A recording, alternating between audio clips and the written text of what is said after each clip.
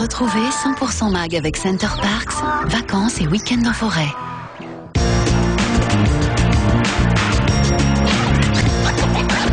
C'est l'un des grands scandales de l'histoire du show business. Un procès retentissant, retransmis dans le monde entier. Une immense star accusée de pédophilie et innocentée à la surprise générale. Condamné par le public et les médias, Michael Jackson aurait-il été victime d'un complot? Aurait-on manipulé les témoins? Une enquête explosive, des révélations étonnantes, des témoignages inédits sur l'affaire Jackson. Quelques instants dans 100% Mag, vous saurez tout sur une star qui a peut-être été victime d'un complot. C'est Michael Jackson. 3 ans après son acquittement dans une affaire de pédophilie, nous vous raconterons les dessous de ce procès à sensation et vous verrez notamment le témoignage de Gavin, le jeune garçon à l'origine du scandale. Et comme promis, maintenant on va s'intéresser à une star qui a peut-être été victime d'un complot, c'est Michael Jackson. Aux États-Unis, on ne parle plus que de ça depuis la sortie d'un livre intitulé justement Le complot contre Michael Jackson. Alors vous vous en souvenez certainement, en 2003, le chanteur avait été accusé d'attouchement sur un jeune garçon qu'il avait recueilli chez lui. Le procès avait duré 2 ans, Michael Jackson avait été acquitté, mais aujourd'hui, eh bien tout le monde se pose des questions sur le déroulement de ce procès. Michael Jackson a-t-il été victime d'un complot?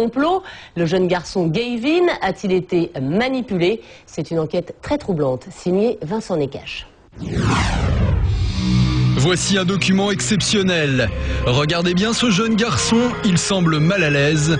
Le shérif s'apprête à l'interroger. Il regarde vers le sol, il est visiblement très crispé. Et puis? Il m'a attrapé. Il t'a attrapé? Par où il t'a attrapé? Un endroit intime. Il t'a attrapé par un endroit intime? Vous étiez où à ce moment-là? Sur son lit. Ce jeune garçon s'appelle Gavin Arvizo et c'est sur la foi de son témoignage et de cette vidéo inédite que le procureur Tom Sneddon va obtenir un mandat pour pouvoir perquisitionner à Neverland au domicile d'un certain Michael Jackson.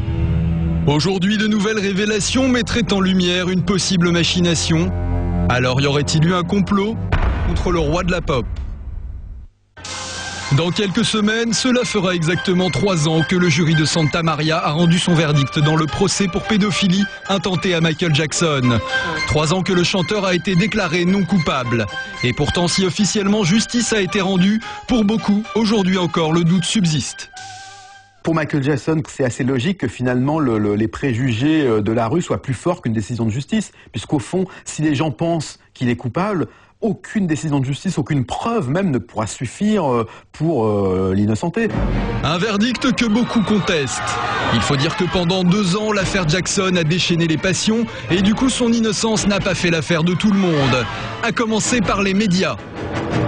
Il y a un côté feuilleton de l'affaire Jackson. Il faut quand même rappeler que ça a été joué par des acteurs sur une chaîne américaine du câble. Tous les soirs, ils rejouaient les scènes du procès. Donc, on est vraiment dans la société du spectacle total. Donc, clairement, le fait de dire c'est terminé, il est innocent, rentrez chez vous, c'est pas suffisant. Reporter vedette pour la chaîne américaine Fox News, Aphrodite Jones a elle aussi participé à la cabale médiatique dirigée contre Michael Jackson. Aphrodite, pouvez-vous nous en dire plus concernant ce nouveau témoin? Écoutez, Jason, le témoin qui comparaît aujourd'hui semble tout à fait crédible. Mais au fur et à mesure qu'elle couvre le procès, ses certitudes vont s'envoler. Aujourd'hui, elle est convaincue de l'innocence de Michael Jackson et elle va même plus loin. Elle vient de publier un livre intitulé Le complot contre Michael Jackson. Car pour elle, pas de doute, on lui a tendu un piège pour le détruire. Je suis allée voir le juge pour lui demander la permission de voir les différentes pièces à conviction. Il m'y a autorisé. Lorsque j'ai vu cette bande vidéo où Gavin Arvizo prétend que Jackson l'a tripoté, je suis restée bouche bée. J'ai demandé à revoir la vidéo plusieurs fois. Par où il t'a attrapé? Un endroit intime. Il t'a attrapé par un endroit intime? Et après plusieurs visionnages, petit à petit, pour moi, les choses sont devenues très claires. Ce gamin jouait la comédie.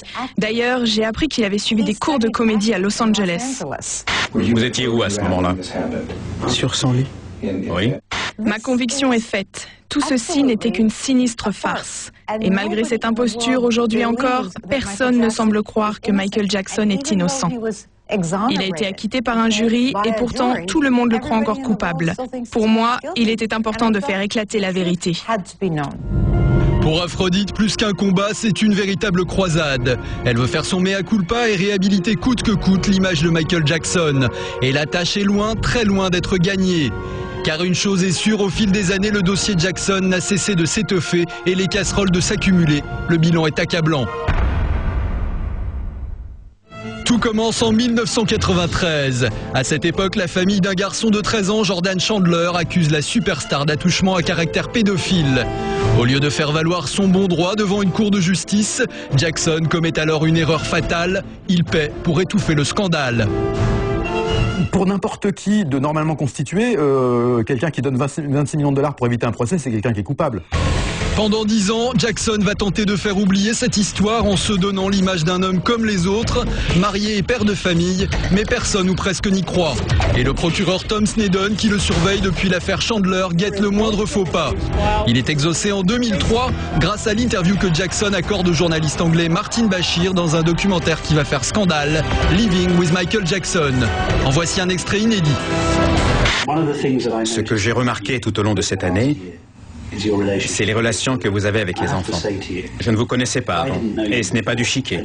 Vos relations avec eux sont fantastiques. Je les adore. L'extrait que vous venez de voir fait partie des pièces à conviction ayant servi pendant le procès. Des images exclusives qu'Aphrodite Jones a pu visionner. Elle nous en dit un peu plus. Il a prétendu qu'il ferait un film qui aiderait Michael Jackson à améliorer son image par rapport aux enfants à travers le monde. Au lieu de ça, il a abusé de sa confiance en utilisant le cas de ce jeune garçon qui souffrait d'un cancer et que Jackson avait aidé. Il a totalement déformé les faits en ne gardant que des phrases comme celle où Jackson dit qu'il partage son lit avec des enfants. Mais ce que Bashir ne montre pas, c'est que les propres enfants de Jackson sont là aussi dans la pièce, ainsi que d'autres enfants.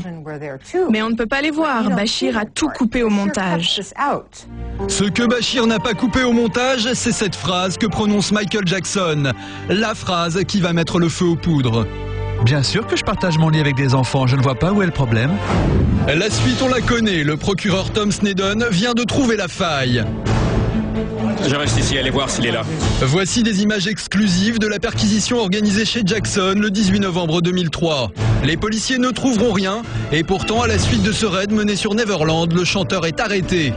Les 2 années qui vont suivre seront le théâtre d'un barnum médiatique sans précédent. Et ironie du sort, c'est justement avec la vidéo par laquelle tout avait commencé que tout va aussi se terminer. Comme nous l'explique le président du jury qui témoigne pour la première fois. Cette vidéo est devenue cruciale. Nous avons presque tous senti en observant son comportement quelque chose dans sa façon de bouger. Était-il mal à l'aise, angoissé? Nous en avons parlé tous ensemble et nous avons eu l'impression que ce garçon mentait. Et le 13 juin 2005, le jury va trancher en faveur de Michael Jackson. Aujourd'hui, la star est un homme libre, mais le mal fait à sa réputation paraît irréversible et ses tentatives pour arranger les choses semblent toutes condamnées à l'échec. Ce type est totalement déconnecté de la réalité. Déconnecté à un point qu'il ne réalise pas le bourbier dans lequel il s'enfonce de son propre chef. Parce que personne ne l'oblige à faire ça. C'est lui qui dit, tiens, je vais montrer mon enfant au public, et qui manque de le faire tomber. C'est lui qui dit, je vais faire un documentaire pour montrer aux gens que je suis normal, et qui se présente comme le super fric absolu. Donc c'est ça qui est terrible, c'est que en fait le pire ennemi de Michael Jackson, c'est lui-même. En tout cas, quelles que soient ses réelles motivations, Aphrodite Jones refuse cette fatalité. Pour elle, le combat continue. Après le livre, elle prépare un documentaire explosif. En attendant, pour Michael Jackson, il ne reste plus qu'un seul moyen de faire oublier tout ça, sortir un nouveau disque.